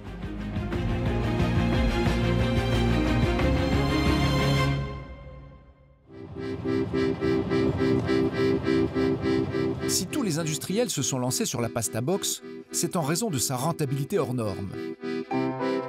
Direction le sud de la France, près de Nîmes, à Bagnols-sur-Cèze. La folie pasta box a touché tout le pays, y compris cette bourgade tranquille du Gard. Avec l'ouverture de ce magasin de pâtes, monté par Alain, 40 ans, il l'a ouverte il y a très peu de temps. Oh, ça fait ici à Bagnols, ça fait que 3 mois, à Bagnols. Alain n'est pas du tout italien, il est né à Montpellier. Mais il a senti l'engouement en France pour les épiceries traiteurs de la péninsule. Voilà pourquoi il en a ouvert une. Il vend désormais des antipasti, du parmesan ou du gorgonzola, et toute une série de pâtes. Des raviolis, des penne, en moyenne à 8 € le kilo, 2 fois plus cher qu'en supermarché, mais ici, elles sont faites maison. Et juste à l'entrée, il a rajouté un présentoir supplémentaire, un bar à pâtes qui attire à midi les employés du coin qui veulent manger sur le pouce. Bonjour. Bonjour. Je vais prendre une cup pour manger, pour midi. Oui. Alors, je prendrai des crêpes. Oui. C'est Annie, la femme d'Alain, qui revend ses pâtes qu'elle a auparavant fait cuire avec des sauces de sa composition. Le tout présenté dans les désormais fameuses box en carton, un petit business qui est venu tout naturellement. Comme on est fabricant de pâtes fraîches et sèches, on s'est dit, bon, à faire des pâtes, à les vendre avant des pâtes crues, pourquoi pas faire des pâtes cuites et avec nos sauces maison, le client repartirait avec nos pâtes fraîches et c'est dans la continuité de notre activité, quoi. On s'est dit, bon, on a les banques réfrigérées, il n'y a plus qu'à mettre on met 2 pâtes en présentation, on met 3 sauces en présentation, on met du râpé à côté avec du parmesan, enfin du beurre. Quelques boîtes en carton, 2 fours à micro-ondes pour les réchauffer, un investissement minimaliste mais qui rapporte pas mal. Ça fait 4,20 € s'il vous plaît. 4 € la box, un peu plus cher que celle qu'on trouve en hypermarché. Un petit business qui permet au couple de vendre 20% de pâtes supplémentaires. Un supplément non négligeable pour son chiffre d'affaires, un quart de plus sur un an. Ils en ont besoin pour payer leur installation. Il y a 6 mois, la boutique ressemblait à ça, un magasin de textile, l'atelier d'Ève. Voir qu'on a tout refait, quoi. Et du sol au plafond, ils ont tout réaménagé. L'espace de vente, mais aussi l'atelier de fabrication des pâtes maison. Et ça, c'est quoi aujourd'hui, C'est le labo. C'est là-bas. C'est le laboratoire. C'est le laboratoire de fabrication, notre atelier. Ah, c'est impressionnant. Le faux plafond. Ah ouais, c'est... Quand je vois ça, je me dis, waouh, il fallait y croire pour en arriver là. Ils y ont cru et vous allez comprendre pourquoi. En faisant leurs calculs, ils se sont rendus compte que non seulement les pâtes étaient à la mode, mais surtout que c'était un produit très rentable à fabriquer. La démonstration est implacable. D'abord, parce que ce sont des aliments extrêmement simples à produire, avec des ingrédients pas chers du tout. À base des pâtes, donc des œufs frais. D'un côté, des œufs, très simples à cuisiner, il faut les battre comme pour une omelette. Et de l'autre, un peu d'eau, qui ne coûte jamais grand-chose. Et enfin de la semoule, c'est-à-dire du blé un peu moins raffiné que de la farine. Il y en a de différentes qualités, mais Alain ne prend jamais la moins chère, la qualité standard. On emploie une semoule de qualité supérieure. C'est vrai que j'ai essayé d'autres semoules standards, et au niveau de la couleur, du goût, c'est pas tout à fait pareil. Même en qualité supérieure, le prix de la semoule reste modeste, seulement 1 € du kilo. On verse un petit peu d'œuf dans le pétrin où il y a la semoule. Et c'est tout, il n'y a pas d'autres ingrédients. Pour une box vendue 4,20 €, vous n'avez même pas 30 centimes de pâte. Quant à la main-d'œuvre, elle est réduite. Pas de cuisine compliquée, cette machine s'occupe de tout. C'est l'investissement le plus coûteux de la boutique. 18 000 € la presse. Mais elle fabrique toute seule les pâtes. Montrez-moi. Ben vous voyez, malgré le pétrissage que j'ai laissé pétrir assez longtemps, elle est encore un petit peu sèche. Donc par expérience, je sais qu'il faut rajouter un petit peu d'humidité, c'est-à-dire un petit peu d'eau. Encore un peu d'eau. Elle est un petit peu sèche. Et le tour est joué. Sous les yeux ébahis des passants, les pâtes commencent à sortir de la machine. C'est joli, hein, c'est beau à voir. Des pâtes crues qu'ils revendront en l'état ou qu'ils feront cuire pour les écouler dans leur box. Quand ils ont fait leur compte, Alain et Annie se sont aperçus qu'au final, ces fameuses pasta box ne coûtent pas trop cher à remplir. Le moins cher reste la pâte. Le plus cher, c'est la sauce, l'emmental et la sauce. Entre la pâte, la sauce, mais aussi leur salaire, les charges, la boîte leur revient à 2,60 €. Ils la revendent 4,20 €, une marge nette de 25%. C'est encore plus rentable que le jambon beurre ou la salade composée. Merci, bonne fin d'après-midi, au revoir. Les boîtes à pâtes, c'est la poule aux œufs d'or des petits commerçants, mais aussi des industriels de l'agroalimentaire. Toutes les grandes marques s'y sont mises. Pour comprendre cet incroyable engouement, il faut se rendre dans cet hypermarché de la région lyonnaise. Un hypermarché que fréquente souvent Claude Seban, un entrepreneur de 67 ans. Les grandes surfaces, c'est un univers qu'il connaît bien, car il a été pendant 20 ans consultant pour de grandes marques alimentaires. Et il y a un rayon qu'il connaît encore mieux que les autres, c'est celui des snackings, des pasta box. Un linéaire qui le remplit de fierté, tout simplement parce que c'est lui qui a inventé le principe des boîtes de pâtes à réchauffer. C'était il y a 10 ans, et voilà à quoi elles ressemblaient alors. Mamma Mia est fier de vous présenter la nouvelle cup de Mister Pasta. Nous avions créé les premières Pasta Box en 2004 et on a été les seuls sur le marché jusqu'en 2008. Il a été longtemps le seul, car aussi étonnant que cela puisse paraître au départ, personne ne croyait à son idée révolutionnaire. Tout commence à la fin des années 90. En tant que consultant, Claude Seban s'est rendu compte que des produits froids, comme les sandwichs ou encore les salades, étaient de plus en plus concurrencés par les fast-food chauds, façon McDonald's. Et il s'est dit que ce créneau du prêt-à-manger chaud était en plein développement. À l'époque, en matière de prêt-à-manger, il n'y avait que des plats cuisinés à réchauffer au micro-ondes, mais on ne pouvait pas les déguster sur le pouce. Il fallait trouver un plat plus pratique à transporter. De retour chez lui, il est à l'affût de nouvelles idées. Il va tomber sur une piste prometteuse dans une grande école de la gastronomie française. Et voilà le plus surprenant, ce sont des étudiants en master de cuisine qui lui mettent la puce à l'oreille. Ils ont rédigé un mémoire affirmant qu'après le sandwich et les hamburgers, les pâtes vont s'imposer dans le prêt-à-manger. J'ai regardé ce qu'il en était, et à ce moment-là, j'ai découvert que le président mondial de McDonald's avait dit exactement la même chose. Il a dit le vecteur porteur des 10 et 20 années à venir, ce sont les pâtes. Alors ça nous a interpellés, on a commencé à réfléchir à ce qui peut être fait dans ce domaine. C'est le début de l'histoire de Mamma Mia. Claude Seban en est persuadé. C'est avec les pâtes assaisonnées à la tomate et réchauffées au micro-ondes qu'il va élaborer son concept de fast-food à la française. Seul problème, ce n'est pas très pratique à manger sur le pouce. Dans quoi mettre ces pâtes pour qu'on puisse les déguster facilement? Il va trouver la solution en regardant des reportages sur les États-Unis, la patrie du fast-food. Et il découvre ces boîtes en carton dans lesquelles les Américains dégustent sur le pouce des nouilles chinoises. Il tient son concept de box à la française. Mais de retour à Lyon, quand il passe à la réalisation, déception. La cuisson au micro-ondes ne donne pas de bons résultats. Vous allez comprendre pourquoi. Démonstration avec ce saumon. L'extrémité est cuite. Voilà, la cuisson est parfaite ici. Par contre, c'est cru à l'intérieur. Les extérieurs ont bien cuit. Là, ça commence à cuire. Par contre, l'intérieur n'est pas du tout cuit. Autrement dit, le micro-ondes n'arrive pas à cuire tout le plat de la même manière. Pour ces pâtes, c'est comme le saumon. Celles du bord de sa box seront bien cuites, celles au centre pas du tout. Et quand on allonge la durée de cuisson au micro-ondes, c'est la catastrophe. Donc lorsque l'intérieur sera cuit, l'extérieur sera surcuit et donc quasiment immangeable.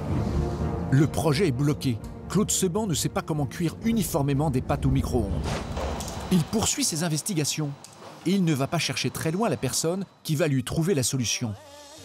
Il a réalisé des petites vidéos de recettes traditionnelles comme la poule farcie ou les boulettes de couscous concoctées par sa maman. J'ai coupé le morceau de doigt en petits carrés. Je l'ai mis dans la farce. Et j'ai coupé le morceau de bœuf fumé en petits bouts aussi et je l'ai ajouté. Et c'est elle qui va lui souffler par hasard la solution. Il va se souvenir de sa façon de cuire le couscous comme là-bas, à la vapeur. Et c'est en regardant ma maman préparer des couscous que ça m'a donné l'idée de dire et pourquoi ne ferions-nous pas cuire les pâtes à la micro-vapeur, à la vapeur? Et voilà l'idée géniale, cuire les pâtes comme dans un couscoussier, à la vapeur d'eau. Nouvelle démonstration. C'est donc un couscoussier qui contient une partie dans laquelle on va mettre une réserve d'eau, un fond d'eau, et le couscous se met dans la deuxième partie qui va cuire sur le couscoussier lorsque cette eau va être mise en ébullition. Il met de l'eau dans une première casserole et il a mis ses pâtes dans la deuxième au-dessus. Et c'est la vapeur d'eau qui va les cuire. Il découvre alors que toutes ces pâtes, quelle que soit leur place dans la casserole, sont cuites uniformément. Donc la circulation de vapeur permettait d'avoir une cuisson parfaitement homogène sur toutes les pâtes, celles qui étaient à l'extérieur et celles qui étaient à l'intérieur. Et il décide d'utiliser le principe du couscoussier dans ses box. Il met un peu d'eau au fond de son gobelet, le micro-ondes la transforme en vapeur qui remplit la boîte de bas en haut jusqu'au couvercle et cuit toutes ses pâtes sans exception. Alors ça a été une grande surprise pour tous les industriels de la profession qui n'avaient jamais vu ce système-là, qui l'ont observé, ce qui nous a permis d'être les précurseurs, les créateurs et les seuls sur le marché pendant 4 ans avec ce type de produit. Il a pris une sacrée avance, seulement voilà, si les industriels sont épatés par sa cuisson à la vapeur, ils ne trouvent aucune usine qui souhaiterait s'associer avec lui pour les produire. Claude Seban est à nouveau coincé. Il est obligé de se débrouiller pour lancer une petite production. Alors il a une idée. Il dégote une école de cuisine qui va lui mettre à disposition 2 petites salles et quelques étudiants pour lancer sa fabrication. Bonjour messieurs. Bonjour Jean-Luc. Vous allez bien? Ça va et vous? Ouais, très bien, Bonjour. ça va. Bonjour Khadija. Bonjour Monsieur Seban. Voilà, c'est donc dans cette salle qu'on faisait le conditionnement, bien sûr, de nos cups. Et Avec un chef cuisinier de l'école, il produit une centaine d'échantillons. Il commence à démarcher les grandes surfaces. Un beau jour de 2004, Claude Seban décroche une première commande. Et l'anecdote qui me revient, c'est l'ordre, je dirais, de Delimonop par M. Monfray, qui m'avait téléphoné un soir vers 20h en me disant « Mon président a demandé que pour l'ouverture de Delimonop à Montparnasse, il y ait vos cups ».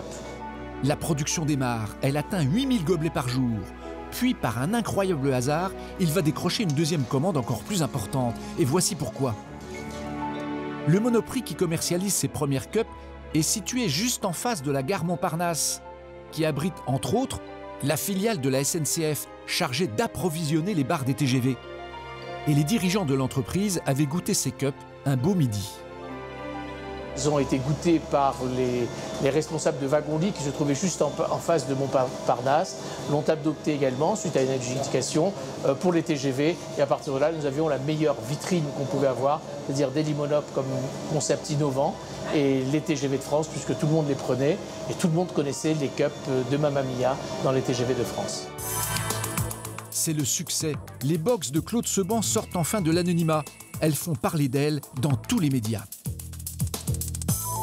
C'est presque une success story à l'américaine. Une petite entreprise lyonnaise vient de remporter un marché colossal. La société Mamma Mia vient de décrocher la restauration nationale des TGV.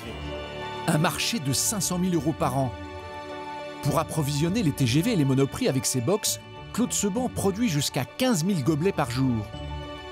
Mais c'est le maximum qu'il puisse fabriquer avec les apprentis de son école de cuisine.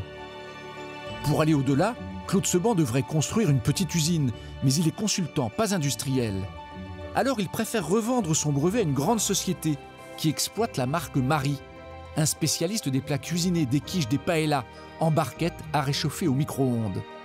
Un deal qui a fait la fortune de l'inventeur de la box. On peut parler de plusieurs dizaines de milliers de francs, plusieurs centaines de milliers de francs, plusieurs millions de francs. De francs D'euros, plusieurs centaines de milliers d'euros, bien sûr. Millions d'euros. Si on rajoute un zéro, on arrive à des millions, mais en tout cas plusieurs centaines de milliers d'euros. Claude Seban se retire donc du marché fortune faite. La boîte à pâtes est lancée. Il va s'en vendre les meilleures années jusqu'à 40 millions d'unités.